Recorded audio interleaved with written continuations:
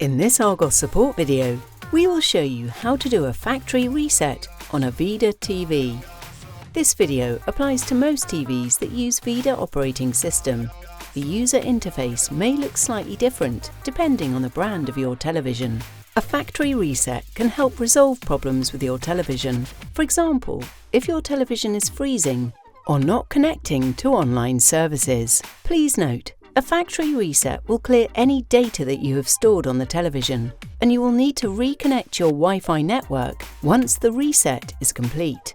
From the home screen, scroll up and along to Settings.